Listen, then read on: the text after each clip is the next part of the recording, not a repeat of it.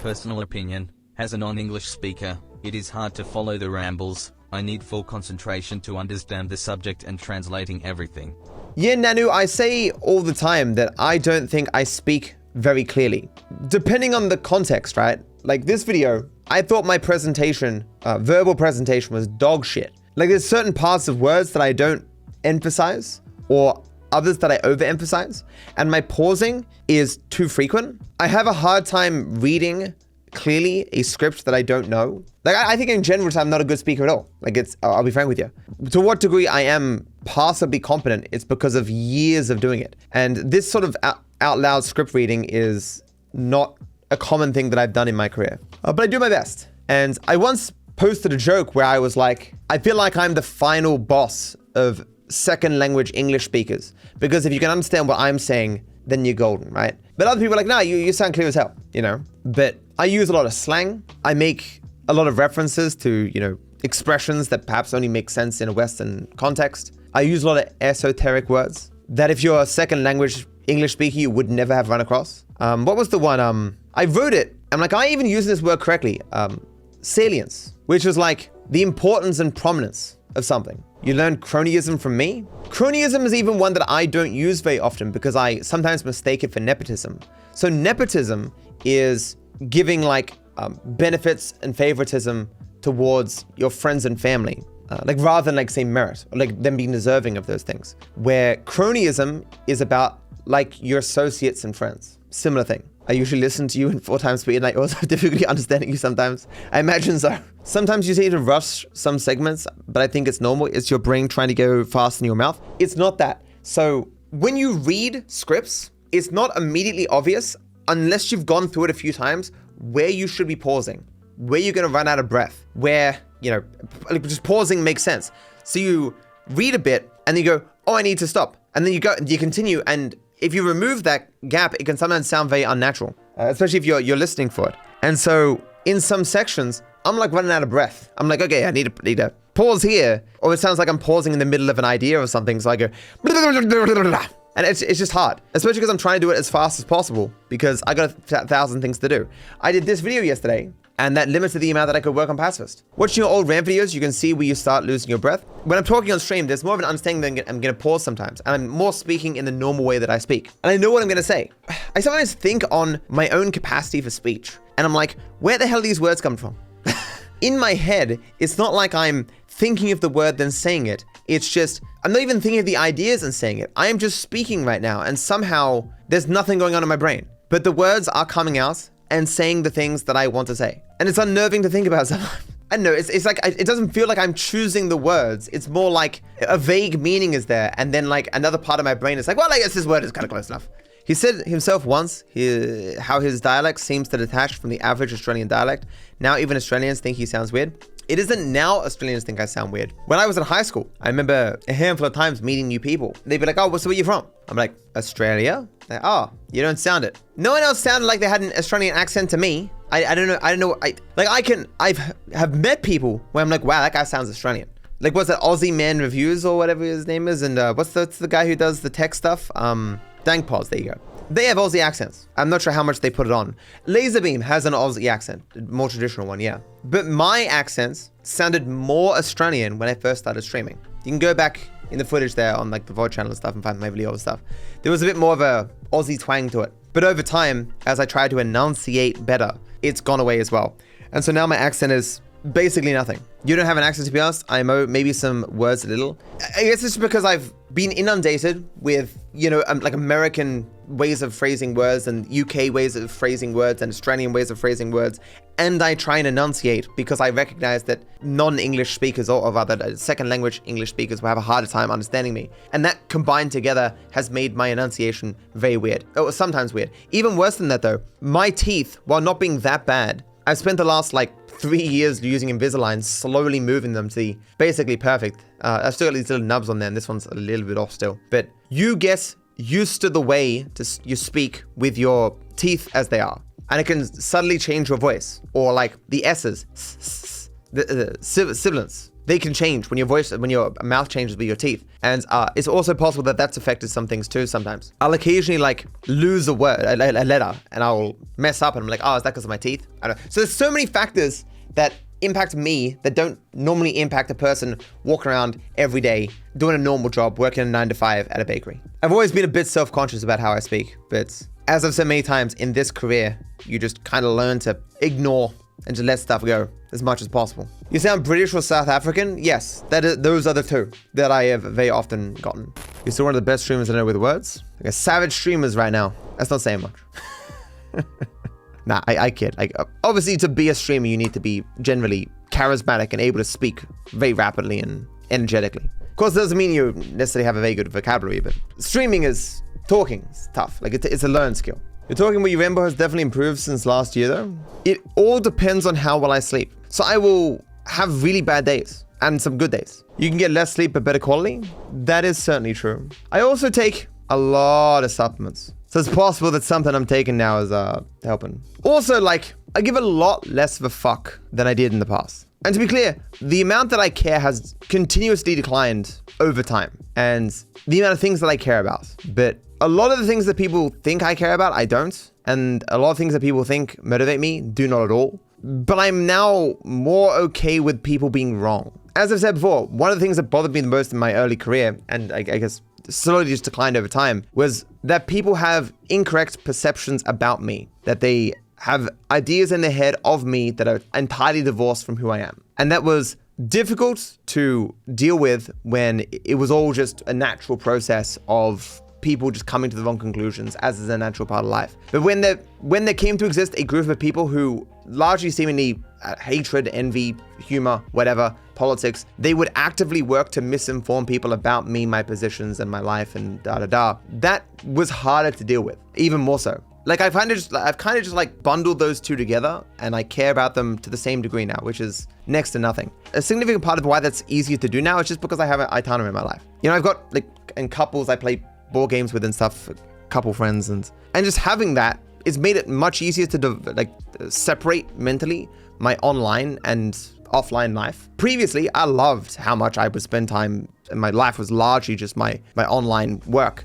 But having that separation is good for the mental, in terms of separating and ignoring the negative parts of the online stuff that I do. How much too much is depends on the person and what they're doing, of course. But you know, just naturally, as a part of my job, I would argue I'm better at this than the average person, because I have a reason to become adapted to this kind of environment. Not just the yap for the sake of yapping. I don't want to do that anymore. But I should probably be transparent about this thing that's happening on YouTube. New member pricing. You have early access to update your channel membership pricing for new members. Automatic new international pricing. We're updating our market prices to reflect the latest in exchange rates. Review what the new exchange rates mean for your channel. You can apply these changes now, or you can allow the system to automatically update June 15. Optionally, make changes once a year to better reflect the value of your perks while keeping your levels and members intact. Our goal is to evolve channel memberships to support your growth while remaining fair for your audience, same with new members. For now, prices for existing members will remain the same. So this resulted in no prices being reduced. Maybe like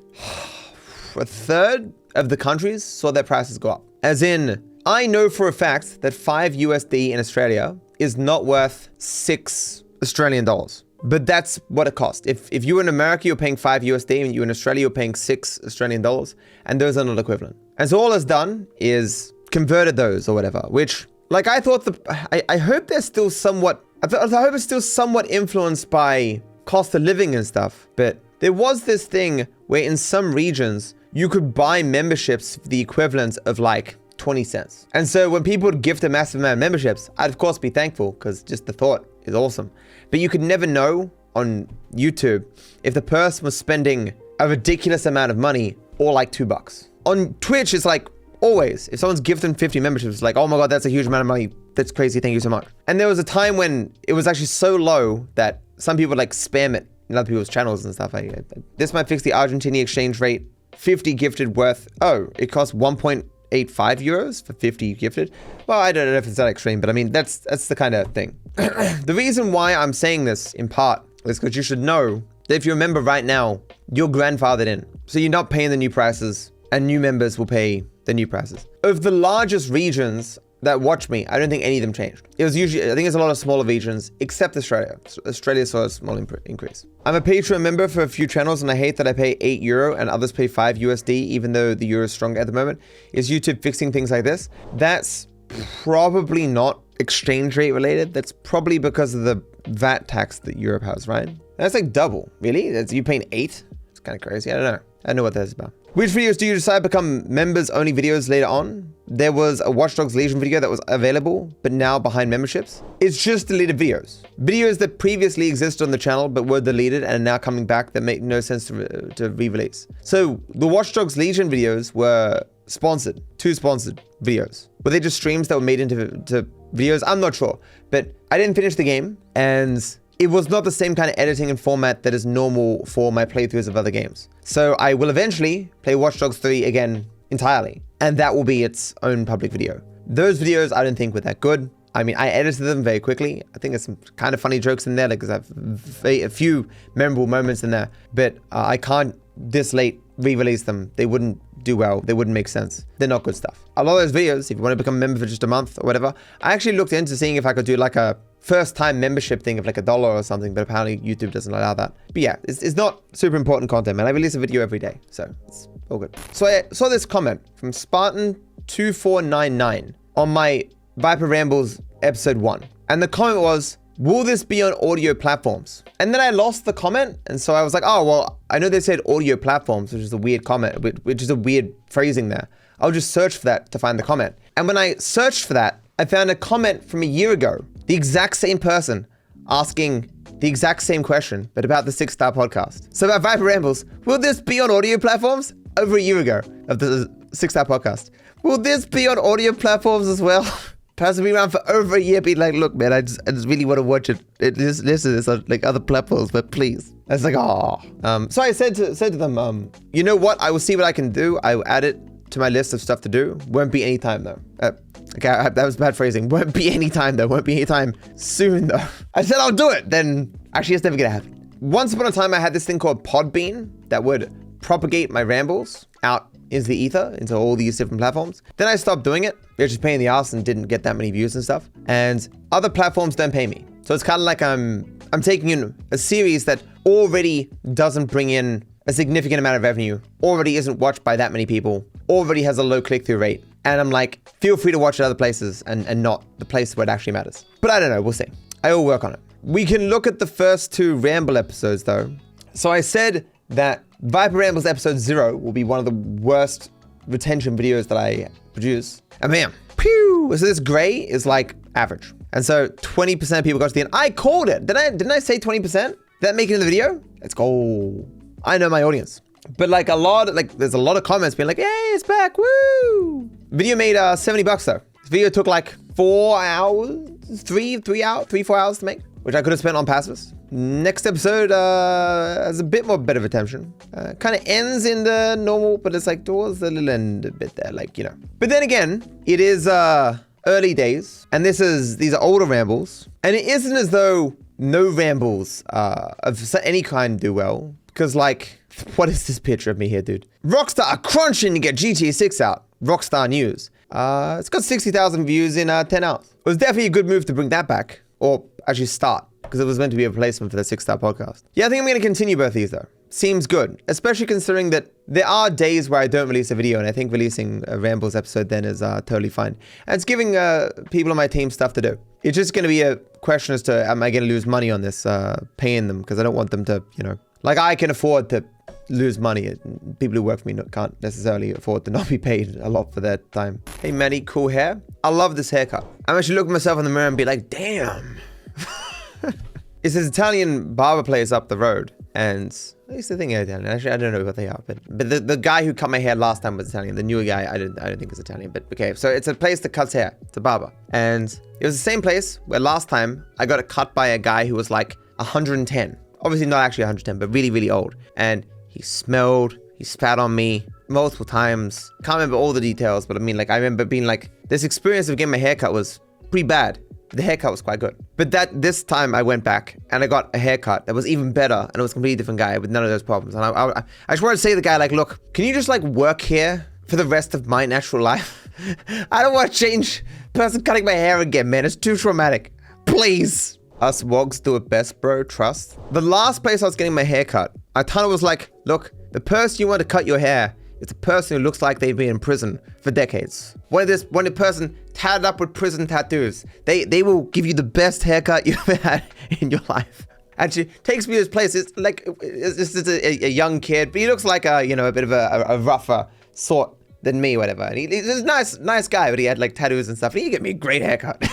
It's like the kind of guy who's just like so confident in themselves and just so tough that they're willing to become a person who cuts hair professionally.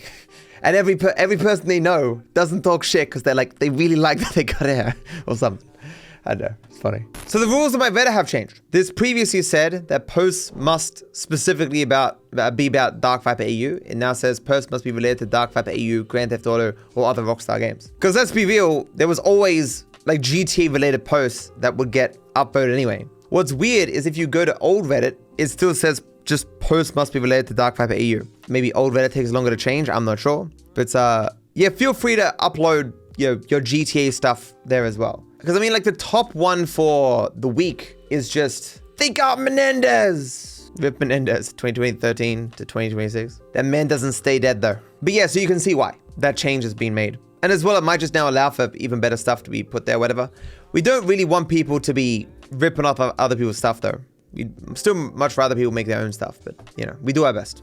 I did want to do GTA San Andreas today, but I just up late last night, finishing off, changing my phone. I had 70 apps to update, moving from Samsung to iPhone, that being my Samsung S24 Ultra to my iPhone 17 Pro Max. Lost all my message history, which sucks. I know there's ways to keep your message history, but they seem to be somewhat garbage, or you have to do it at the very beginning of the process of setting up your phone, which I did not do. But going into every single app and logging in, I'm going, oh, this has my old address.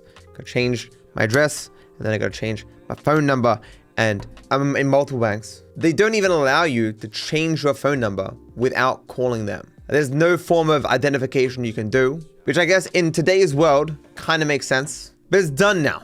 I'm trying to get my Herman Miller embody chair reupholstered to a different color because I'm tired of this one being black. Like it'd be like beige or something to more match the room, and so it doesn't look like I have like a shoulder pad sometimes, especially when I'm small on the screen. But it's tough. They don't offer like 90% of the colors in Australia, and like 9% of what they do offer is specifically for the gaming version of this chair, which I do not want.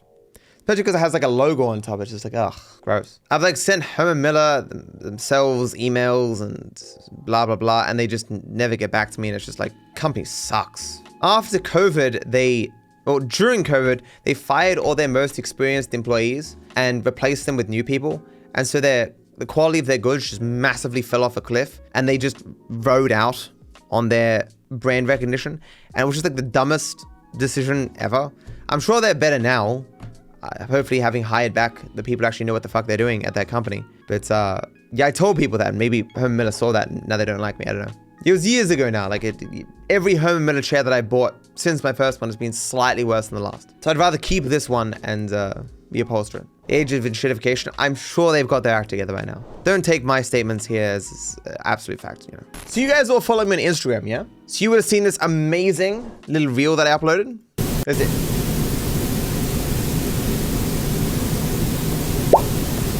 I'm gonna touch you now, son. I'm so scared. Picture me under the bathroom stall. So why does this exist? The answer is that Avenge, my mod who helps me out with my social media, we're talking about why all the reels don't automatically cross-post to threads. Because I, was changing with my new phone, I logged into threads for the first time in ages. I'm like, why are only some of my reels there? It's kind of weird. And he's like, oh, well, apparently there's like a setting, but you can only change that setting when you upload a reel. So can you just give me a reel? I'm like, you got it, fam. And I made that. That was the reel I gave him so he could look at the settings. I'm like, look, it's gonna be funny, but also not gonna take a lot of effort. There we go. I had a lot of takes of that, by the way, because I had to, after directly 6 seconds or whatever, go. There's many other, like, you go, there's that, and, see, it's hard, just the first try. I did all three just then. That's what I mean, like, there's 3 different kind of sounds I can make with my mouth like that. And I want